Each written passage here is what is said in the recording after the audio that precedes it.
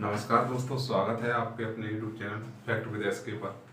तो आज हम BSF SC RORM के सिलेबस में आवर साड़ी में जो हमारा चैप्टर चल रहा है पी ब्लॉक के एलिमेंट, उनका अध्ययन कर रहे हैं।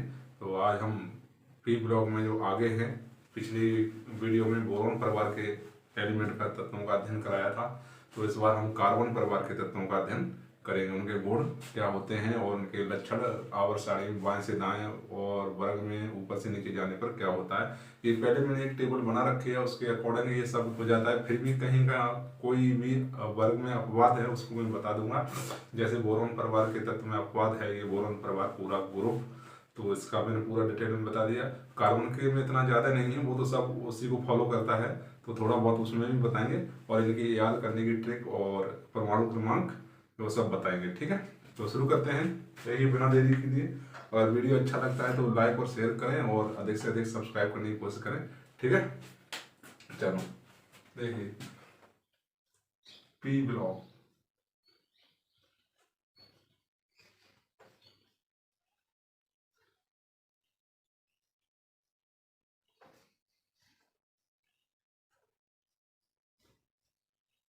पी ब्लॉक एलिमेंट हैं, इसमें हम कार्बन परिवार के तत्वों का अध्ययन करेंगे जो कि फोर्थ ए ग्रुप में पढ़ते हैं। ठीक है, 14वें वर्ग में पढ़ते हैं, फोर्थ ए ग्रुप बोलते हैं हम। पहले देखिए होते क्या है, कौन से कहाँ रखा गया साड़ी में, किस इनकी पोजीशन देखिए क्या है। तो हमें इस तरह इनको आवर साड़ी में रखा गया है। आवर साड़ी में बना के दिखाता हूँ आपको। जैसे ये आवर साड़ी अपनी, ठीक है,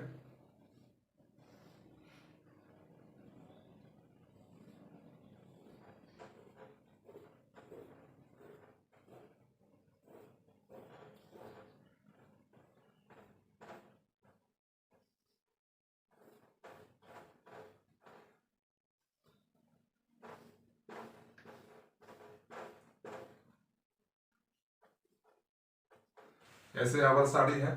ठीक, तो ये फर्स्ट ए हो गया, ये सेकंड ए हो गया, यहाँ से मान लीजिए थर्ड ए हो गया, ये फोर्थ ए हो गया, ये 14वां नंबर, ये 1 2 बाकी इसी तरह से चलते हैं। तो हम 14वें नंबर का वर्ग है जिसको हम कार्बन परमाणु के तत्व बोलते हैं। क्यों बोलते हैं? क्योंकि इनकी शुरुआत कार्बन से ही होती है।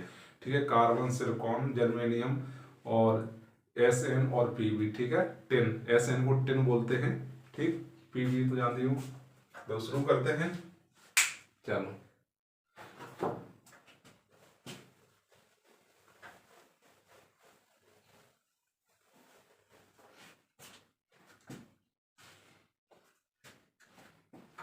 तो देखिए ऐसे बना लेते हैं, 1 2 3 4 5। ठीक है, इसमें कार्बन है। ठीक, इसमें कार्बन हो गया, इसमें सिलिकॉन हो गया।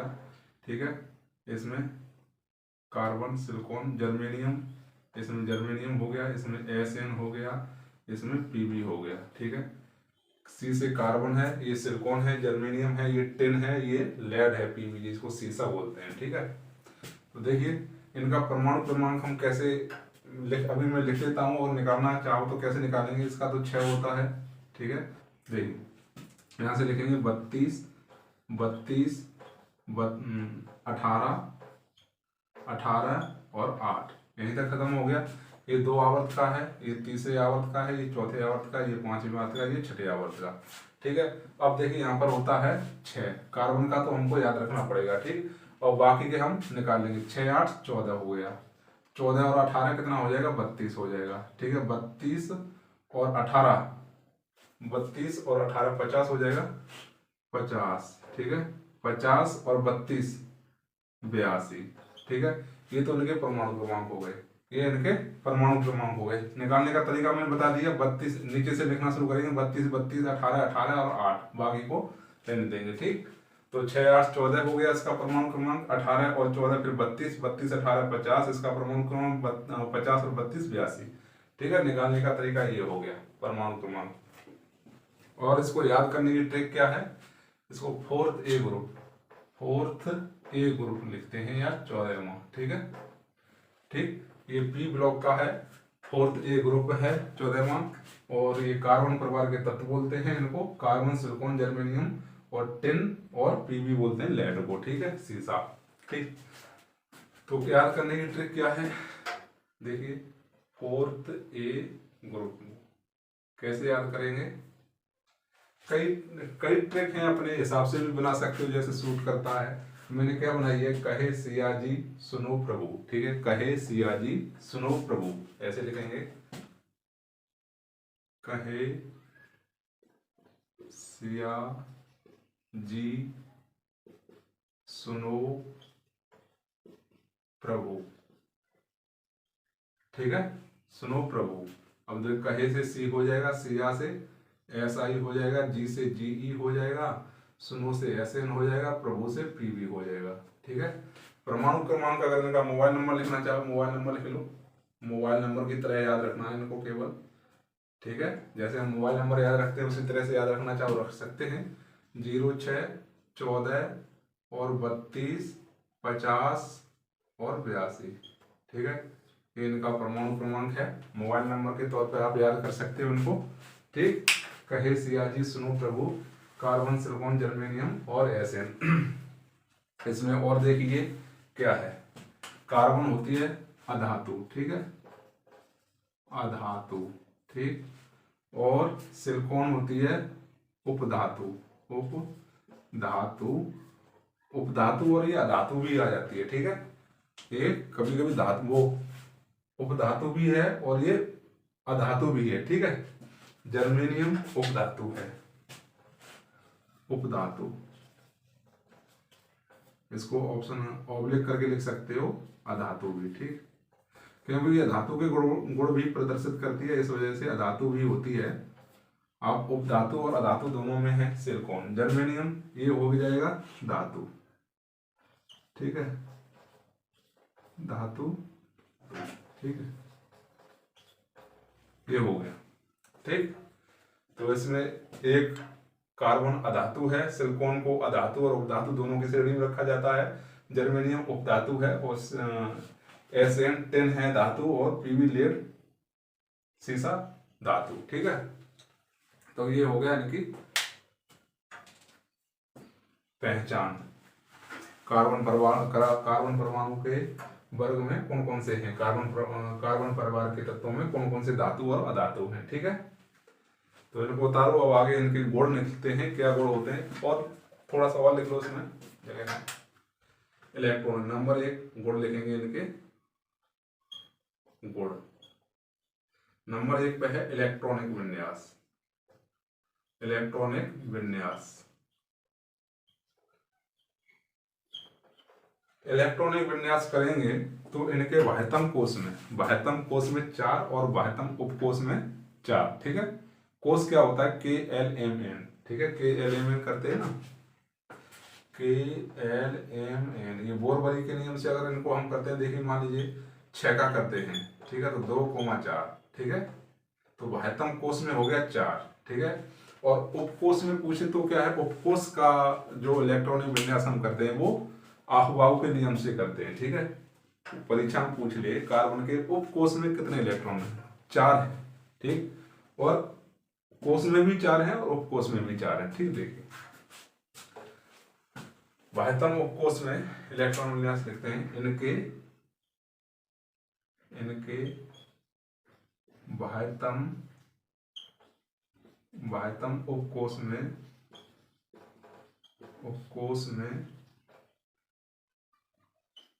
इनके बाह्यतम कोश का इलेक्ट्रॉनिक विन्यास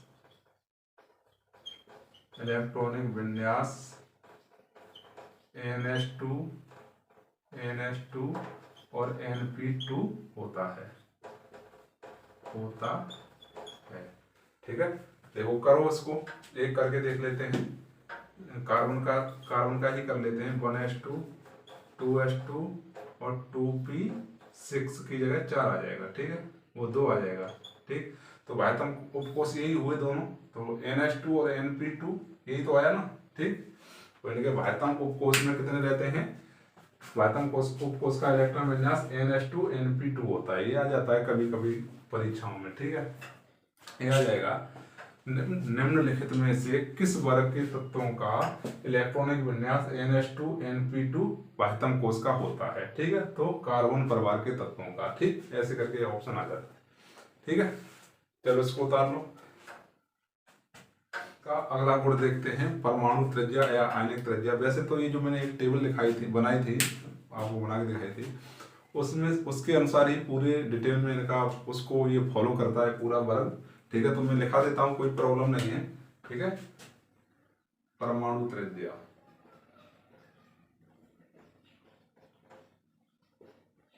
या आयनिक त्रिज्या।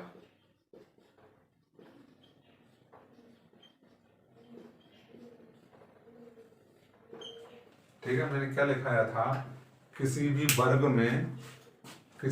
में ऊपर से नीचे जाने पर परमाणु त्रिज्या या आयनिक त्रिज्या बढ़ती है। ठीक है, तो इनका क्रम क्या हो जाएगा, सबसे छोटी क्या होगी, कार्बन की, उसके बाद सिलिकॉन की, ठीक है, उसके बाद जर्मेनियम की, उसके बाद SN की, उसके बाद PB की।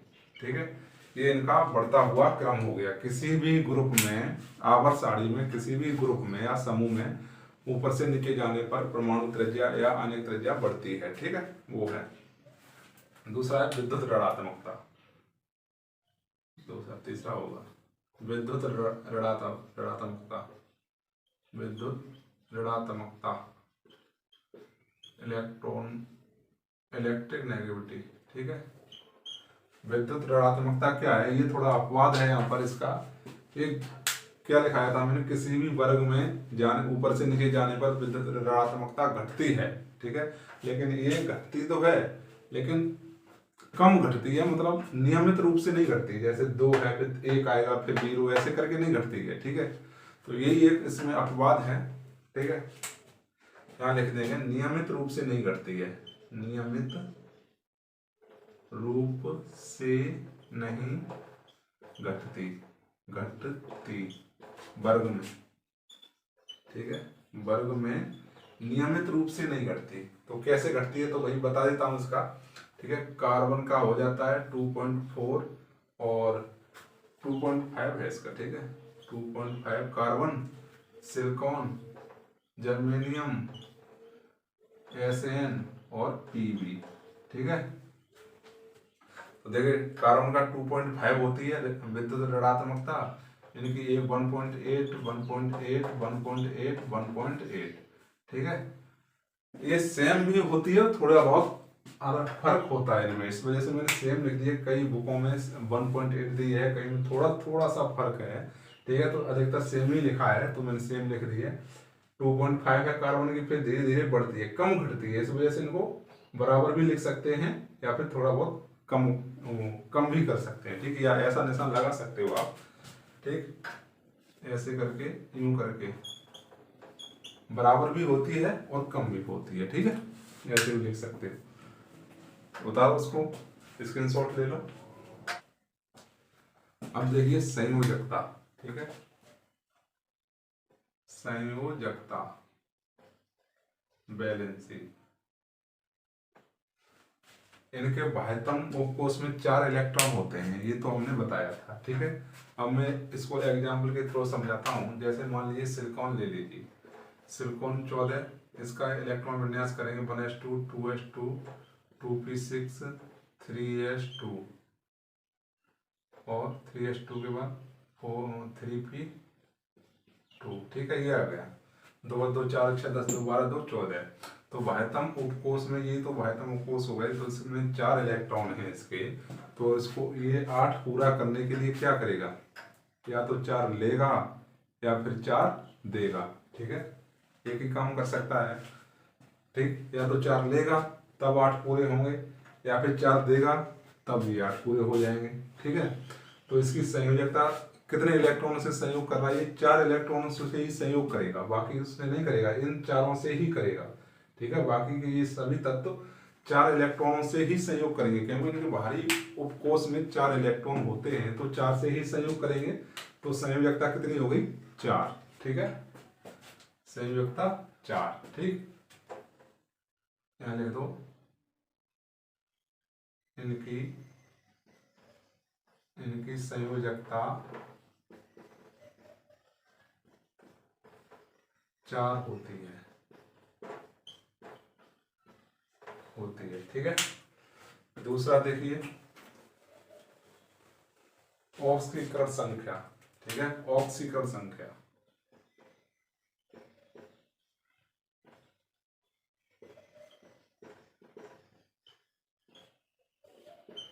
ये ऑक्सीकरण संख्या कितनी प्रदर्शित करते हैं, ऑक्सीकरण संख्या या ऑक्सीकरण अवस्था, ठीक है। तो ये तत्व +4 और +2 ऑक्सीकरण संख्या प्रदर्शित करते हैं, +4 या +2, ठीक है। +2 भी करेंगे, +4 भी करेंगे। ऑक्सीकरण संख्या का एक लेक्चर में अलग से पढ़ाऊंगा, ठीक। आप अभी इतना ही समझ लीजिए कि इनकी ऑक्सीकरण अवस्था +4 और +2 होती है, ठीक है। आगे देखते हैं घनत्व।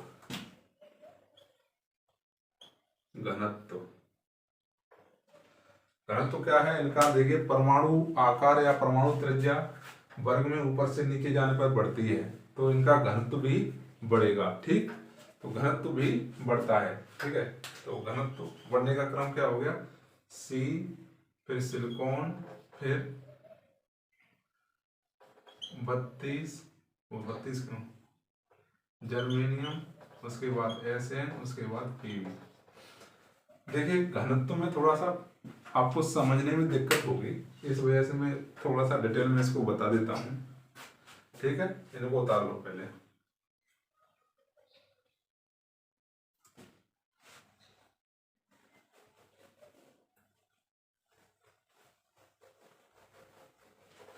घनत्व क्या होता है?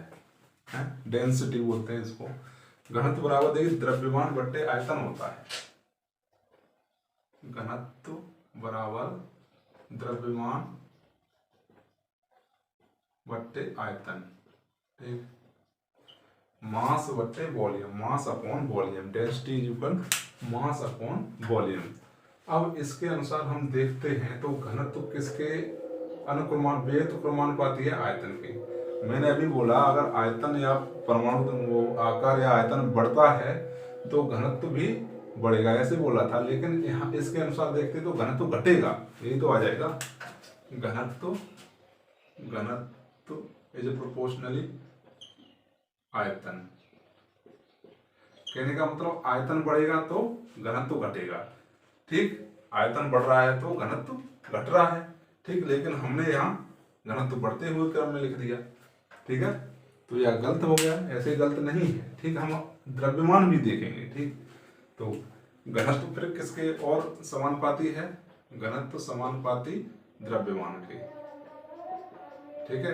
कहने का मतलब ये द्रव्यमान बढ़ेगा तो घनत्व बढ़ेगा, अगर आयतन बढ़ेगा तो घनत्व घटेगा, ठीक है। उल्टा है ना ये, तो यहाँ सीधा सीधा द्रव्यमान बढ़ रहा है तो घनत्व भी घट रहा है, ठीक। अगर हम आयतन से देखते हैं तो इस हिसाब से तो ये गलत हो रहा है, ठीक है। आयतन बढ़ रहा है क्योंकि इन सब का नीचे जाने पर आयतन, वॉल्यूम, आकार, परमाणु का जो आकार है बढ़ रहा है, वॉल्यूम बढ़ रहा है, तो ये गलत है इस हिसाब से क्योंकि ये तो बढ़ता हुआ है, इस हिसाब से तो वॉल्यूम बढ़ रहा है तो ये घटता होना चाहिए, ठीक है। इस हिसाब से तो गलत हो रहा है।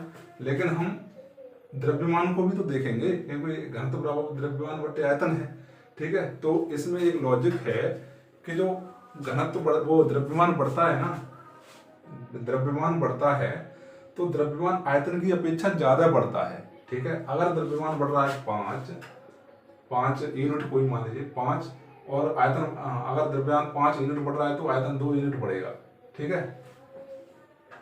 अगर द्रव्यमान 5 यूनिट बढ़ रहा है तो आयतन कितना बढ़ेगा, 2 यूनिट, ठीक है। तो फिर इस हिसाब से घनत्व बढ़ता है, ठीक है। आगे समझ में, मेरा कहने का मतलब ये हुआ कि इस सूत्र में घनत्व वाले सूत्र में आयतन कम बढ़ता है, द्रव्यमान ज्यादा बढ़ता है, इस वजह से ये सही है, ठीक है। आयतन कम बढ़ता है, द्रव्यमान ज्यादा बढ़ता है इनके लिए, ठीक है। कार्बन परिवार के जो तत्व हैं उनके परमाणु में उनका द्रव्यमान ज्यादा बढ़ता है और आयतन कम बढ़ता है, इस वजह से उनका घनत्व है ना वर्ग में जाने पर बढ़ता है। आगे समझे, मैंने बताया कि मान लीजिए द्रव्यमान 5 यूनिट बढ़ रहा है और आयतन बढ़ रहा है 2 यूनिट, तो ये बड़ा हुआ तो माना जाएगा ना। अब यहाँ पर मैं बोल दूंगा आपसे द्रव्यमान बढ़ रहा है 5 और आयतन बढ़ रहा है 6, तो ये घटा हुआ माना जाएगा ना, ठीक है।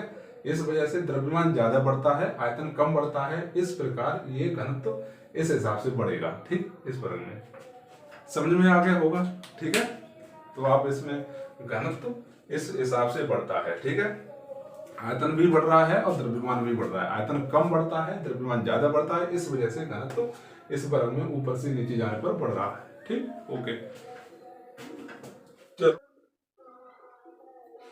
अब देखिए गलनांक और क्वथनांक। ठीक है, गलनांक और क्वथनांक के संबंध में क्या है कि वर्ग में ऊपर से नीचे जाने पर घटता है। ठीक है, गलनांक और क्वथनांक कार्बन परिवार के तत्वों में ऊपर से नीचे जाने पर घटता है, ये याद हो जाएगा। ठीक, लेकिन समझाऊंगा कैसे घटता है। ठीक, यहां लिख दो, वर्ग में ऊपर से नीचे जाने पर घटता है। ठीक है, अब क्यों घटता है वो मैं बता रहा हूं। ये गलनांक और क्वथनांक परमाणु के आकार पर ही डिपेंड करता है। ठीक है, अगर परमाणु आकार बड़ा है तो गलनांक और क्वथनांक घटेगा। ठीक, अब मान लीजिए कार्बन का परमाणु ये है 2 6, इसकी कितना परमाणु बनेगा 1 2। ठीक, 2 6 है ना, तो 2 4 हो जाएगा। ठीक है, अब मान लीजिए सिलिकॉन है तो सिलिकॉन का कितना बनेगा 2 8 4, इसके 3 बनेंगे 1 2 3। ऐसे मान लीजिए 32 जर्मेनियम, इसके कितने बनेंगे 2 8 8 2 8 10 8 18, फिर 18 कितना हो जाएगा 2 8 10 8 18 18 दूनी 36 है, तो यहाँ कितना हो जाएगा 14।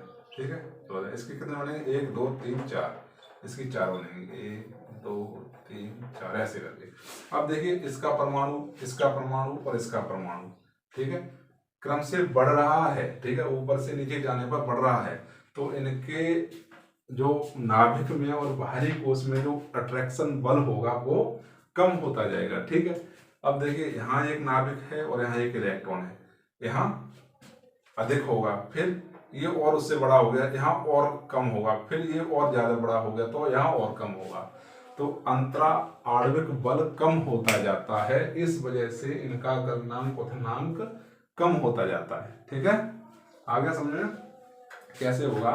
इनका गलनांक क्वथनांक किसी कार्बन परिवार के तत्वों में अगर हम ऊपर से नीचे जाते हैं तो इनके परमाणु आकार बढ़ता जाता है, जिससे इनके बीच अंतरा आणविक बल कम होता जाता है, इसलिए इनका वो गलनांक क्वथनांक कम होता जाता है। ठीक है, आगे समझ में।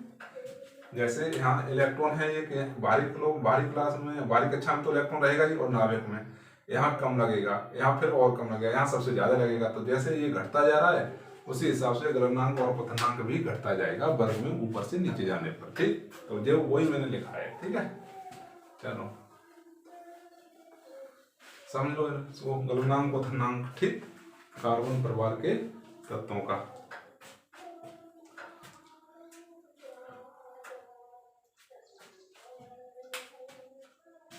धात्विक लक्षण लिखो, इसका अगर लिखना चाहो वो क्रम लिखना चाहो तो लिख सकते हो। वर्ग में ऊपर से नीचे जाने पर घटता है तो सी का बड़ा हो जाएगा, वो सी बड़ा हो जाएगा, सिलिकॉन और छोटा हो जाएगा, जर्मेनियम और छोटा हो जाएगा, एसएन और छोटा हो जाएगा, और पीबी और छोटा हो जाएगा। ठीक है, ये क्रम हो गया। ठीक, घट रहा है ना तो ये क्रम होगा, घटता हुआ क्रम है। ठीक है, चलो इनका धात्विक लक्षण भी सेम यही होता है। धात्विक लक्षण, धात्विक लक्षण,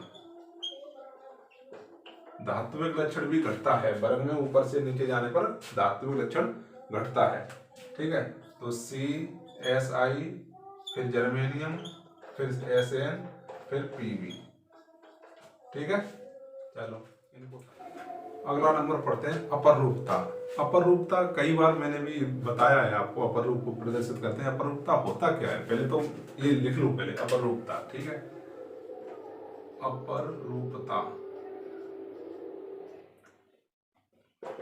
नाम से ही समझ में आ रहा होगा, अपर रूपता मतलब अनेकों रूप में प्रकट हो जाए, उसको ही अपर रूपता बोलते हैं अपनी देसी भाषा में। वैज्ञानिक भाषा में क्या बोलेंगे इसको, जब कोई जब कोई तत्व जब कोई तत्व जब कोई तत्व के परमाणु जब किसी तत्व के परमाणु अलग अलग जुड़कर अलग अलग पदार्थों का निर्माण करते हैं उसे अपरूपता कहते हैं। अपरूपता कहते हैं। ठीक है, अपरूपता समझ में आ गई। किसी तत्व का, जब किसी तत्व के परमाणु अलग अलग जुड़कर अलग अलग पदार्थों का निर्माण करते हैं तो उसे अपरूपता कहते हैं। तो इसके लिए क्या ये फॉलो करता है, अपरूपता क्या होता है, क्या करता है, तो इसमें लिख देंगे आप कि इस वर्ग के तत्व, ये मोस्ट इंपोर्टेंट है। ठीक है, इस वर्ग के सभी तत्व अपरूपता प्रदर्शित करते हैं। अपरूपता प्रदर्शित करते हैं।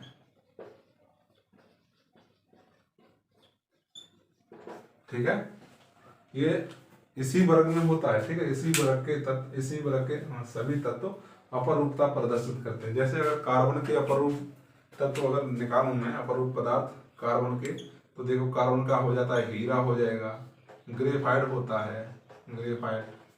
फिर क्या होता है, लैंप ब्लॉक होता है, लैंप ब्लैक होता है, लैंप ब्लैक। ठीक, चारकोल होता है, चारकोल। ऐसे ही कार्बन के कई अपरूप होते हैं। ठीक है, हीरा जानते हैं, जो ग्रेफाइट, जो लकड़ी की पेंसिल होता है वो ग्रेफाइट होता है, लैंप ब्लॉक होता है। जैसे मिट्टी के तेल की जो लैंप नहीं जलती थी उसमें जो कार्बन जब जाता है उसको ही लैंप ब्लॉक बोलते हैं। चारकोल जानते ही हो, जो मार्केट में आता देखा होगा चारकोल। ठीक, तो ये हो गया कार्बन परिवार के तत्वों का अध्ययन। ठीक है, एग्जाम में इतने में से ही पूछ लेगा कुछ कार्बन परिवार में पूछना है तो। धातु मैंने बता दिए कौन से हैं, याद करने की ट्रिक बता दी। इलेक्ट्रॉनिक विन्यास क्या होता है, इनके वाहितम कोश का। ठीक है, याद करने की ट्रिक, परमाणु क्रमांक। ठीक, और जो बाकी जो बचे हैं, आयनन ऊर्जा हुआ, इलेक्ट्रॉन बंधता हुआ, जो मैंने टेबल लिखाई थी उसी के अनुरूप इसमें ही वो फॉलो करता है। ठीक है, जो एक ही फर्क था बोरॉन परिवार का, वो थोड़ा सा अलग था, उस वजह से उसके मैंने पूरे लिखाए थे। ठीक है, तो आज के लिए बस इतना ही। देखते रहिए वीडियो, अगर अच्छा लगता है तो लाइक और शेयर करें और चैनल को अधिक से अधिक सब्सक्राइब करें। Okay, thank you.